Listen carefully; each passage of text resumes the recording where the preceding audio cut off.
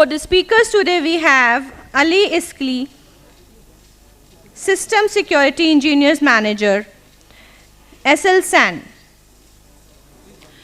A huge round of applause, please. Mr. A. Bhardwaj, Ministry of Defense, Government of India. And Mr. Baidyanath Kumar, CISO, Data Protection Officer, JK Lakshmi Cement. And also we have the moderator, Mr. Abhilash Radhadevi, Head of Cybersecurity, OQ Trading. The topics which would be covered is current cybersecurity landscape, data protection frameworks and regulations, and many more.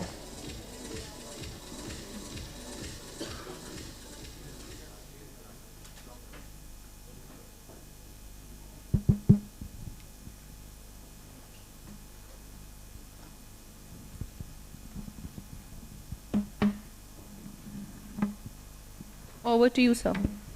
Thank you. My name is Abhilash and I basically manage cybersecurity for OQ Trading, which is a commodity trading company based out of Dubai, headquartered in Dubai, and have multiple branches around the globe as well. So, as an introduction, I think, we basically have to speak about this topic. Just now, Aishwarya was speaking about ChatGPT, AI, etc. We already know the importance of data. Data is a new currency, and all companies are after data, trying to monetize from data. So of course, the subject we have here is all about, protecting data in a hyper-connected world. Why we are calling it hyper-connected is because, when earlier stages, we used to have data all centralized in a data center, in a production environment, or maybe in a disaster recovery data center. But now if you look at it, especially after COVID, you must know that, the data is everywhere.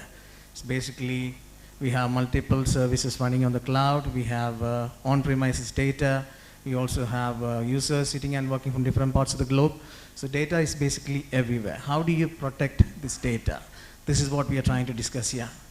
So our panelists were already introduced, but just one more time, we have Ali, who is basically Systems Security Engineer Manager for ASELSAN, and Amitabh, who is the Joint Director of IT and Cybersecurity at the Government of India. And we have Baidyanath, who is the CISO and Data Protection Officer for JK Lakshmi Cement. So I already gave you an introduction on what exactly we are discussing. I think, I would like to hear from the panelists as well on this specific subject to give an introduction and, basically state about, what exactly you think about this subject. You can start from Ali. Hello, everyone. So I am the System Security Engineering Manager at ASELSAN. It's a defense company. So we basically, our first customer is the Turkish Armed Forces and NATO members. So we, like 1 year ago, we founded the department. I am the sole founder of that department, and the idea of that department came through me. So we are focusing on securing and making cyber resilient systems that we are building. It's not an afterthought in my company. So we have three main pillars. It's like we are building cyber resilient systems.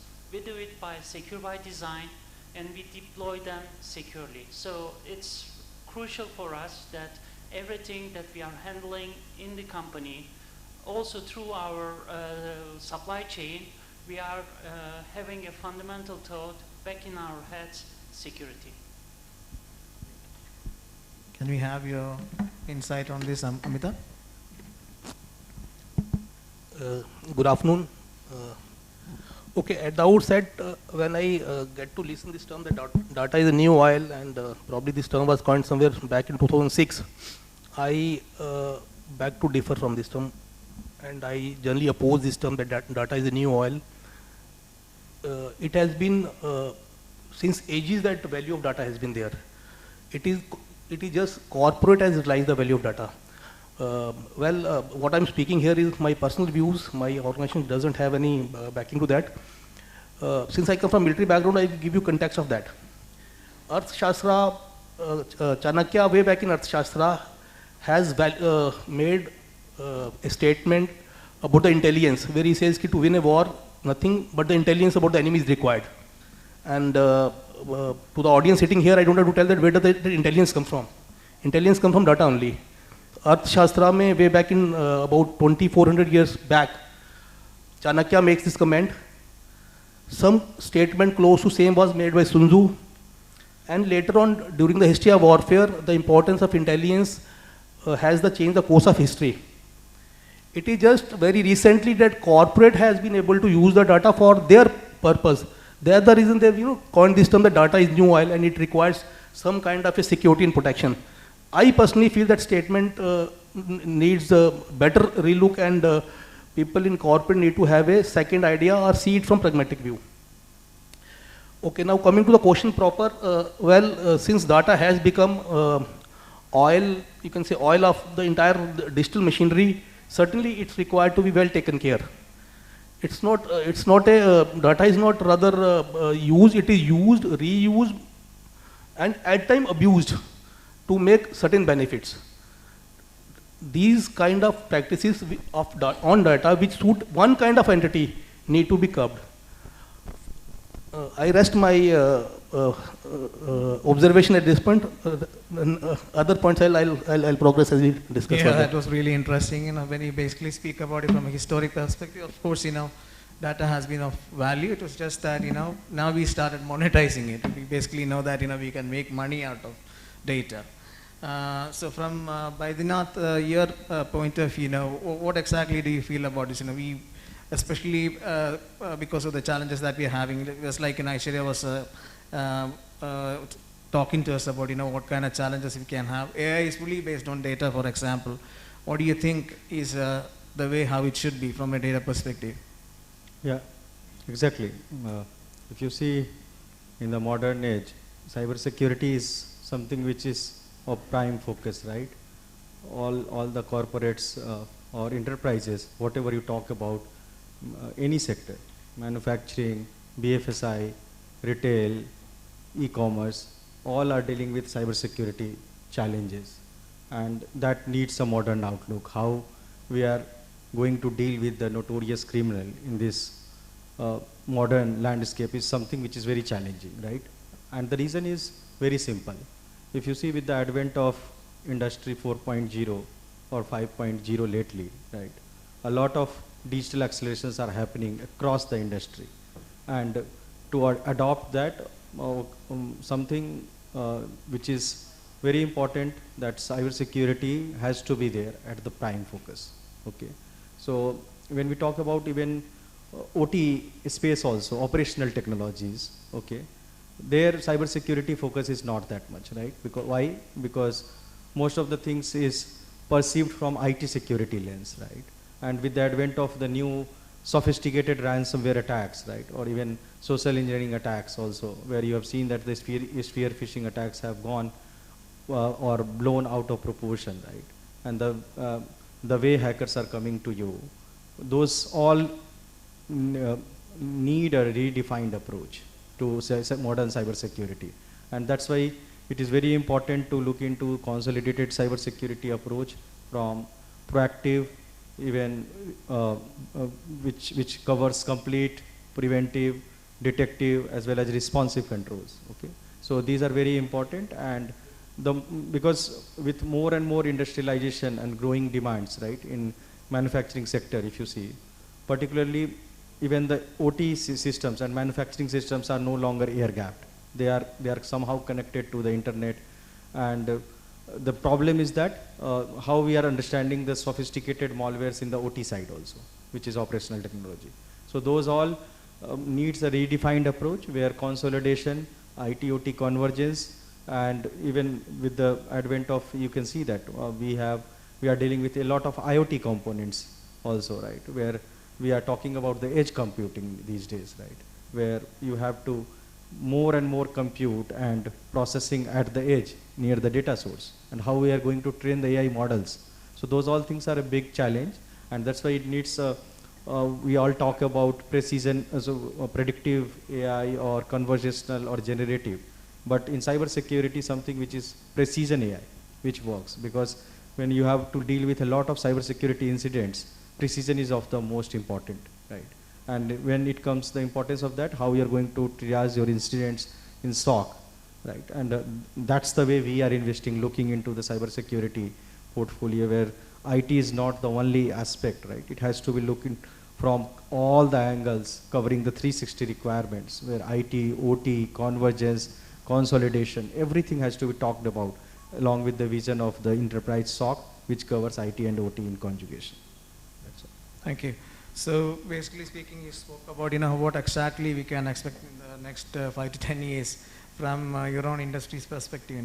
I think we're all from different industry sides, so which basically adds a lot of value in here. But I would really like to understand, what exactly do you think will be the challenges in the coming days? For example, for the next 5, 10 years, what do you think will be the kind of challenges? Probably Amitabh can speak about this from your own experience and from your own area, for example, the government side. See, the space as the technology is increasing, it is anybody's guess. Nobody can guess. Even today, as we stand, ChatGPT launch has not even completed a year, and see the way the world has changed. I guess it was launched somewhere in October last year, and we are in September. 11 months. The one technological intervention which affects the human, the way human live, it changes very, very fast in digital domain. Predicting it what happens in 5 to 10 year landscape will be anybody's guess, but writing on the wall, what writing on the wall is technologies like metaverse, internet 3.0, and another forms of LLMs coming extremely becoming very much part of our life. Second, this thing we have to certainly understand that we are a generation, those who are we are a generation, we are not born internet born. The generation which is so-called Gen Z generation, which is born the internet, they will use this technology to full extent. Now, in digital domain, it is ultimately the handling of data which is gonna be a primary challenge, because the surface area and the kind of devices we'll be using are increasing phenomenally high. Until unless our basics of handling data are not clear, our basic cyber hygiene is not very clear, there would be great challenges. Again, here my stand is slightly different what people speak, and again I say it is purely my way of looking at things. I speak to many friends in the industry, everybody speaks of PPT, people process and technology, somehow I don't get convinced by that. Please take it as my personal view. They say it's people, process and technology. Gentlemen, I personally feel people, process and technology are meant for implementing digital technologies, not fighting a digital war. The way we are living today, it's a digital war on ourselves. So friends in the technology department, they say that it's a PPT problem you handle through people, process and technology. I personally feel it requires more de novo look to handle this problem.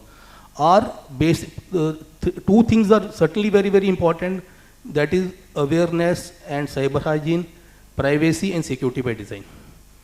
Now coming to the question proper again, until unless our fundamental, if we are not fundamentally very strong, and that will come only through having security taken as a process zero in all of our activities.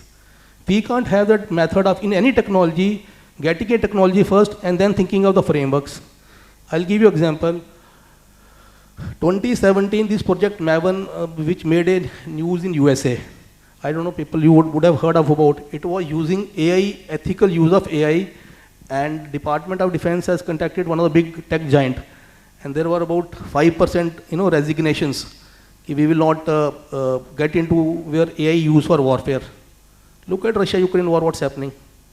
They say everything is fair in love and war. I say everything is fair in love, war, and business as well.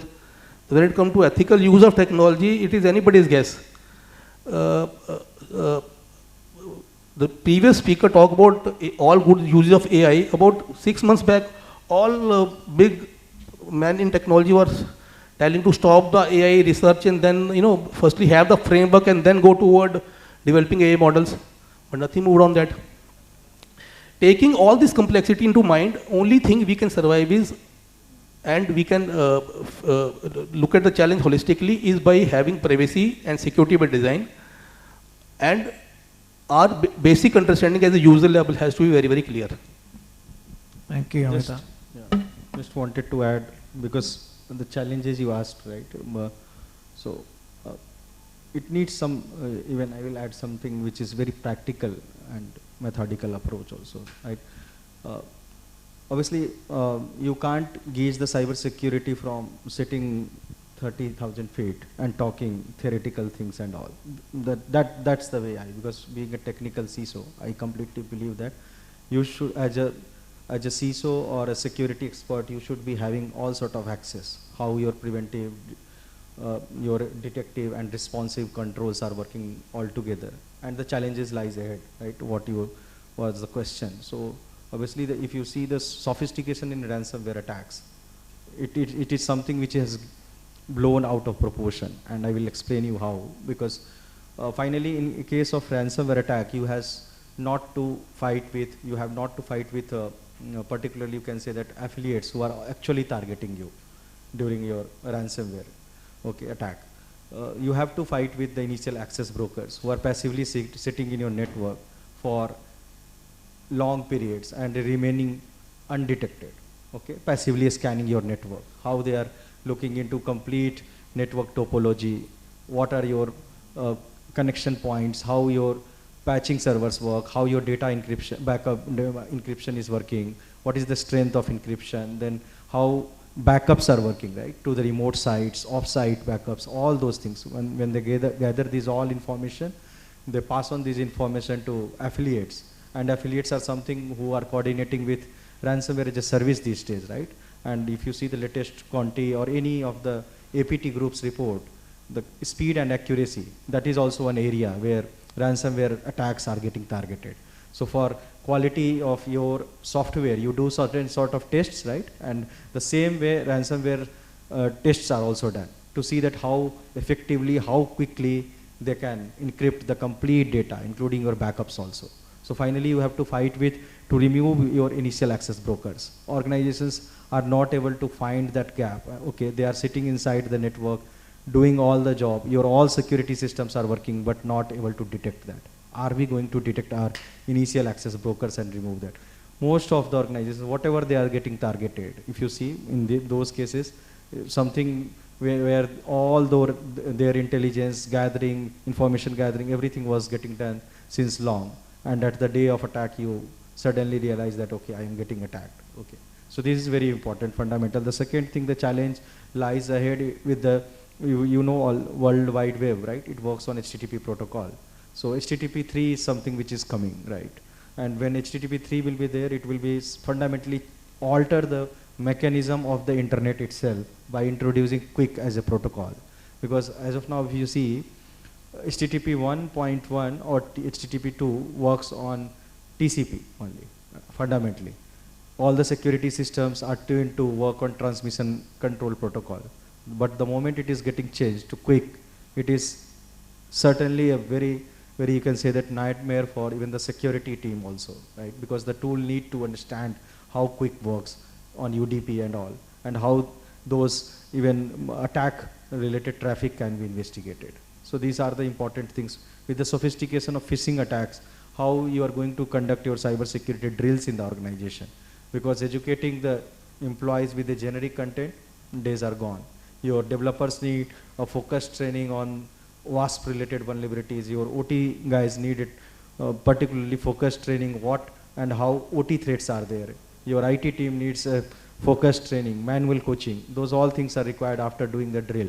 So these are the challenges. Why? Because social engineering attacks, if you see, they are just rising leap and bound. You are not even able to understand also. The moment you are out of organization, you are putting your out of office message. Hackers are looking into how you are marking to your subordinates, who are your, in your absence, who all are going to handle your emails, right? And the way they are designing the architecture of your complete hierarchy of your org structure.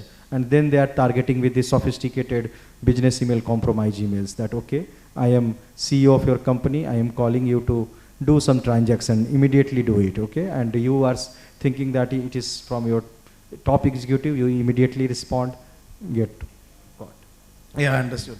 That basically takes us to the, we always speak about this, what is the weakest link? And it basically goes back to humans, Any kind of company, wherever you go, whatever kind of technologies you have, humans will remain to be the toughest and the most difficult and also the weakest links as well. So from when you actually speak about this, we are talking about awareness, how exactly we can increase awareness in our space. Like you said, maybe the IT guys will require manual kind of, training, and others may require specific, their own job specific kind of training from a cybersecurity perspective. What exactly do you think, Ali, in your perspective, how exactly can you increase or foster a culture of awareness from a cybersecurity perspective? Just I would like to summarize all the things, because when we talk about cybersecurity, the term cyber creates a perception that it is highly technology related, right? But for me and my company, it is a pure human problem. So it has two sides when we are talking about the human side. As an individual, we are all using smartphones, right? And we are digital. Like we are talking about the digitization of the government, the healthcare system, whatever comes into the mind. So we cannot isolate ourselves individually from that part of the reality. So I would like to give you an example. So we learned washing our hands and brushing our teeth when we were kids, right? And it creates a routine. And that we are still following, like 10, 12, however long you live, we follow that routine. So cybersecurity today is the same. It has to be started at the early childhood, taught at the class. Because if you don't have a cyber hygiene as an individual, you will eventually fail your company that you are working on the cyber realm. So that part is switching to the organizations. So each organization is like campaigning, like awareness training, and don't click that link and that sort of thing, right?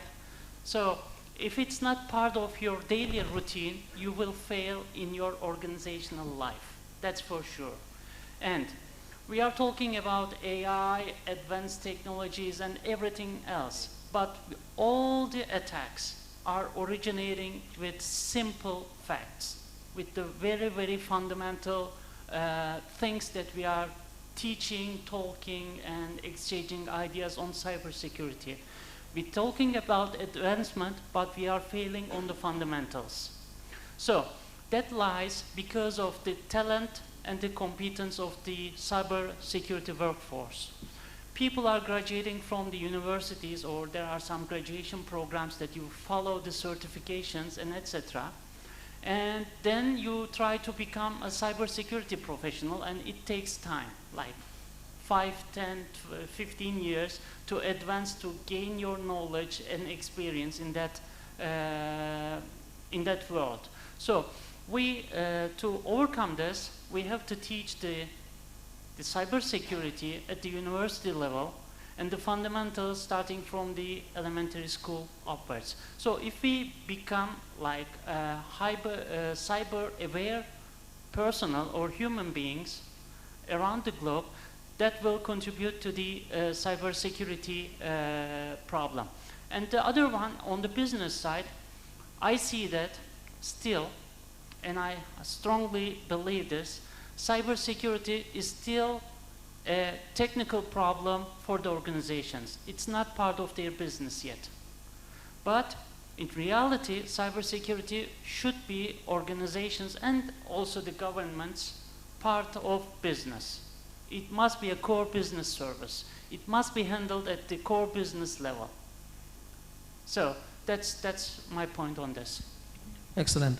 So yeah, what we are saying is that it's something that even for me, I was just thinking about what exactly you're saying, in the sense that it has to be part of our education itself. It basically makes sense in reality. If we all are aware of, even our kids are aware of what is going to happen at their workplace, and from a personal perspective as well, it is definitely going to help them.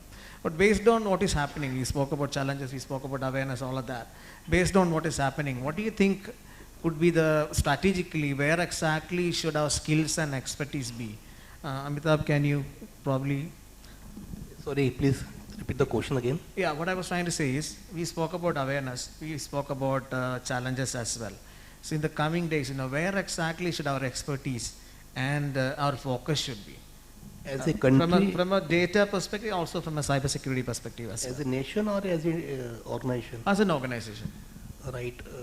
I can't agree more than I fully endorse my co-panelist point of view. I'll rather go a step further. Cybersecurity is an existential problem for anybody, for any nation, for any entity, for any organization, government, private, corporate. If any organization thinks they can, it's a technical problem, my CSO, my IT team will take care, the country is doomed sooner or later. Country, sorry, anybody, that could happen to any level. It classically happened in between two countries also. Since I come from army background, I can, if you remember Russia Crimea war in 2014, the war finished good about 2 weeks without even firing a bullets. One country could block communication and networks of another country. So if you can't have control over your data in a right manner, you're going for a big disaster. You have to tell the question again. Yeah, so what kind of strategy should we apply? Right. It starts firstly. It starts from it has to be top-down approach. There is no. It goes without failure, because what happens was, see, this journey is very, very small. Digitalization is not a very old phenomena. If you look at our country, it started somewhere close to late 90s or early 2000s. It's just about 30-year-old. Unfortunately, by design, we never looked at it as a we just rise to use IT for our benefits. We never had a phenomena of putting process security as a process zero. By the time as we develop, later on we realize to overcome firstly that mindset has to change. It has to become top down. It has to be a board level problem. Board has to give it a due diligence and due care. It can't be left to a IT team only. Point number one. Point number two is skilling and awareness. And skilling and awareness, gentlemen, is it's easier said than done. It requires very, very continuous and very, very regular kind of approach. That is point number two. Point number three is nobody is and will be secure in cyber domain. So we have to look for something which cyber resilience. If you have to work in cyber domain, you should be able to come back and work after the attacks or after some kind of a attacks on your networks. And the point number four is it's not a technological problem. I again endorse my co-panelist point. It is not only people process technology. It requires de novo look to redefine these three terms and giving due diligence to people and process and basic hygiene. That's it. Thank you. Makes sense. Baidyanath, we were speaking about OT security, for example. So it is also one of the things that are happening. Number of IoT devices are increasing. Number of cloud services are increasing. From this perspective, what exactly can we do to ensure that we are covered from a data security perspective? No data leakage happens or any kind of adverse effects happens to an organization or government or anything like that from your experience, especially since you spoke about OT security. Yeah, exactly. So, yeah, before coming to the question, one line, I completely second to the thought process of making the cybersecurity as a boardroom agenda. Okay, so because it has to be, cybersecurity is something which is not aftermath, it is a business enabler, and that's why, and then only will we talk about all the sort of strategies, right? And when it comes to manufacturing sector, coming to your question, it is very pertinent that the fact that also it is way different from IT security, normal IT security. In IT security, you can develop a good amount of preventive controls in terms of putting your firewalls, web application firewalls, and other intrusion detectors and those controls, right? But OT security is something which has to be taken care from two aspects, because connected systems are more and more. The simple thing, whatever you are talking about IoTs, is something where we are talking about the connected systems, how the machines IT systems, even the processes, everything are getting intertwined, right? And here come the importance that how you are going to focus on convergence and consolidation. Two things are there. Two things are key as part of the strategy. You should not be looking to fix your IT problems, that okay, I will be keeping my OT or IoT systems air gapped and fixing the controls from IT side, because finally the belief is that internet is something which is exposed to the IT domain, and any malware or any sophisticated attack which is traversing to OT space, which will have to follow this path. It's not like that. Okay, so for that it comes importance of defining your problem areas, right? And that's why the first and important fundamental approach is to do the comprehensive risk assessment. I will again focus on this is very, very important in manufacturing sector and the sectors where OT involvement is there. You can't start just stitching your security solutions by point product approach or best in the breed approach. Here you need to do a complete risk assessment to understand that what are the security threats. Okay, once you have identified that, then you have to look into the consolidation of the approach, right? And with the cloud adoption, like SaaS technologies being used in manufacturing for logistics or customer relationship management, right? This is very pertinent to see that how consolidated approach with zero trust. So that model is something which we have to adopt. And that then also you need to define your complete use cases based on the risk assessment. And if you are clear on your use cases, what you need to protect, then how you are going to protect is something you will find the answer. The first fundamental problem is that problem statement itself. How you have to protect that, and whether you are going to do the complete discovery of your IT and even OT assets as well. Because in IT, patching and all those things are, you can say that relatively easy to do that. But in OT space, legacy systems are running, okay? Even misconfigurations are there. When you adopt to cloud, you have to depend on CSP for configurations related and all items. So these all things have to be looked into. You need to think through that, how consolidation will work at each and every phase of the life. And then you have to design your complete security solution. So finally, consolidation and convergence is the key when we are going to solve a problem of the connected system. Thank you. I think, just one of the key things as well, we were speaking about challenges, awareness and all of that, one of the things that we had to also focus on is also the incident management, because once it has happened, how do you manage this? That's also a key thing, I think, from Ali, what is your perspective about, how exactly we can better this in the coming days? So, the cyber attacks are not an if problem, it's a when problem. So there are two types of individuals or organizations around the globe. Those are hacked and those are still don't know they are hacked, right? So this is the reality. So everyone is like talking about like 100% security. That's nonsense. So we have to build our strategies to become resilient. So have you ever thought like there are business owners like CEOs, CTOs, when I end up in a boardroom, I will ask a single question. So in 5 minutes, you will hit by an advanced ransom attack. What are you going to do? So, I get my answer. So, thank you. That will be the answer. I think, I think our time is actually over. So, in order to summarize this, I think, we spoke about multiple aspects. This is a never-ending topic. There is no end to this. Absolutely. Yeah, you can keep on talking, but you just want me to stop now. Yeah.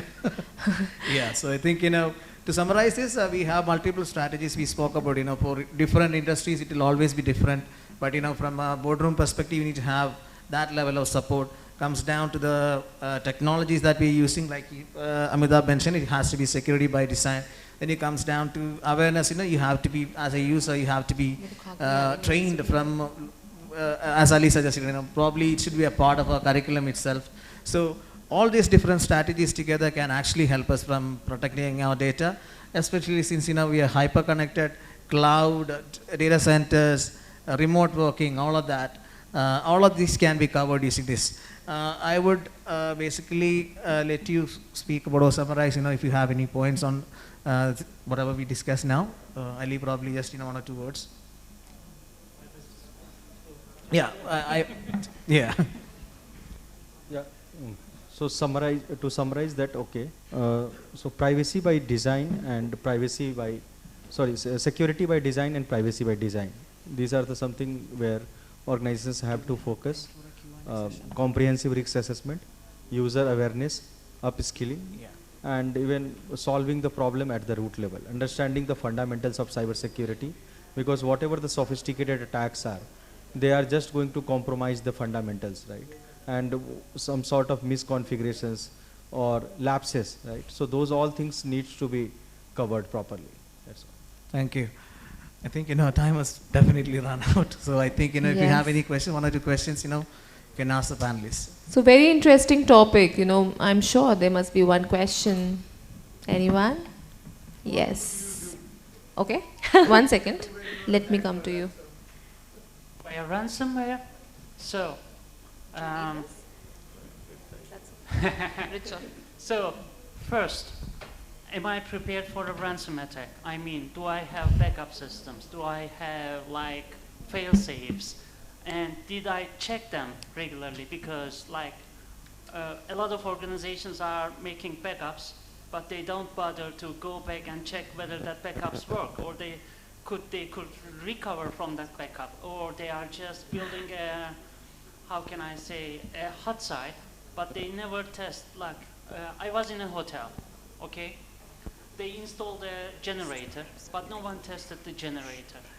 And the electricity went out and everything was pitch dark. So please test your systems and your business. So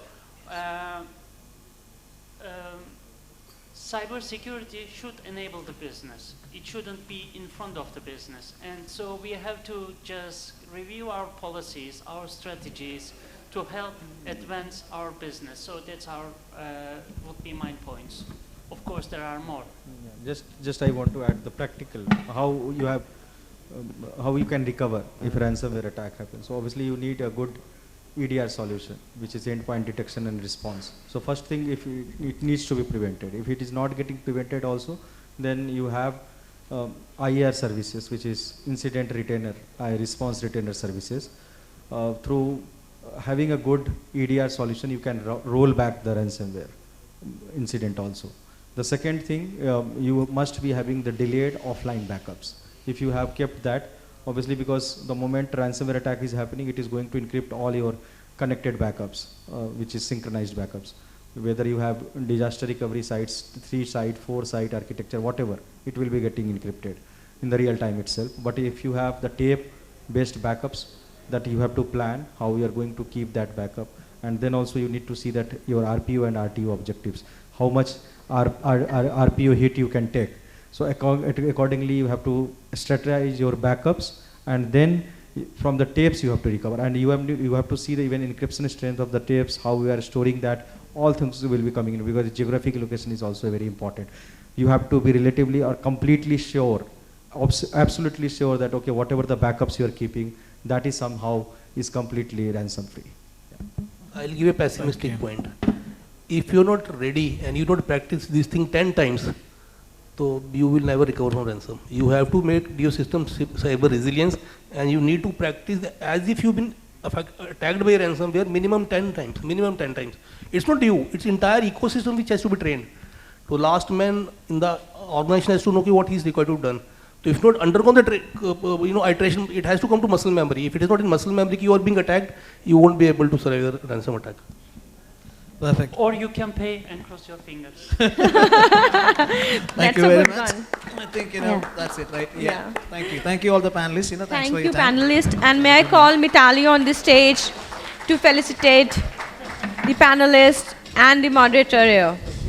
So there was one question from Richa. So panelists, if you can stay back. Ali, if you can stay back. I think Richa wants to ask something. Thank So there's one Thank you, question for you. panelists, for giving us an insightful discussion. I just wanted to touch upon counterfeiting of products. Like we are talking about cybersecurity related to softwares, but it's also cropping up to our embedded devices or the products that the chip even gets replaced. And then all the software that is running upon it, the bootloader itself is corrupted. That's running on a counterfeited chip inside the product. So can there be some initiatives or some other solutions? I know there are some, but in your opinion, is there something that can be done in this regard? So we were out of time, so I was going to answer that question. So that's a huge problem, specifically on the IoT field, right? So we are talking about root of trust, and it must be engaged by the governments. So all the governments around the globe must unite in a specific agreement that no IoT device cross borders without certain specifications or assessments. So it's the #1 topic that is taught by ENISA, and it's our primary concern that how we can make sure that everything is that is embedded is secure in its place. So we have developed some countermeasures to them, but it comes to the point that how secure is your software, because everything today is software. So the chip is nothing without the firmware inside. So only you can do at the chip level, like disabling the pins or redesigning the layout, right? But everything comes to the software that is running on anything, like whether it's a cloud application, a mobile application, or an embedded firmware. So we have to make sure that we have developers that have a notion of how secure software development is possible, and it's in action and in its place. Also, we have to make sure that everything that we are supplying from our chain is secured. So that will be my insight. Exactly. Thank you so much. Thanks, Richa, for the question. And thank you, Ali. Kindly stay back. Ali, I would like to request Ali stay to back stay for the back, group please. photograph. So I will request all the panelists, A. Bhardwaj, Baidyanath, Kumar, and Abhilash, Radhadevi, to come back on the stage. I think they got an important call, so they have left. So I will request everyone to join back. I request Mitali to come on the stage for certificate distribution.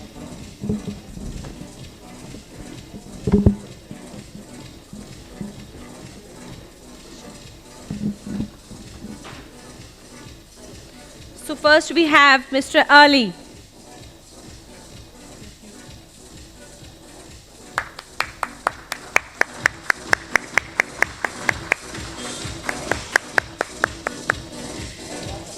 Mr. A. Bhardwaj, can we have on the stage, please?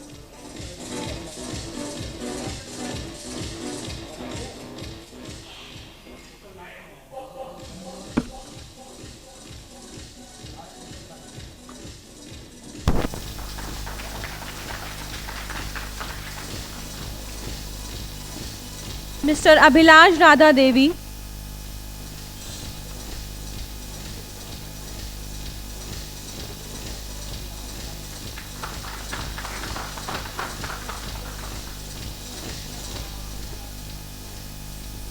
For Mr. Hello. So for Mr. Kumar, we will be sending you the certificate later on as you join later at the last minute. So you can come for the photograph.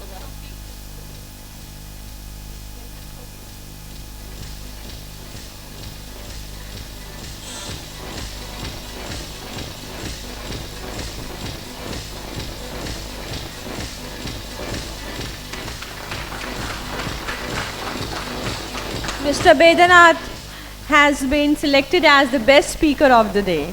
Congratulations.